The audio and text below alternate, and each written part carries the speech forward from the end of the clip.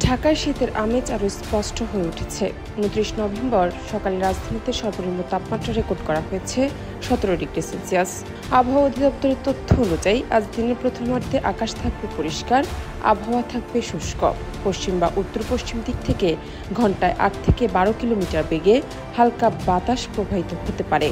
দিনের তাপমাত্রা সামান্য কমার সম্ভাবনা রয়েছে।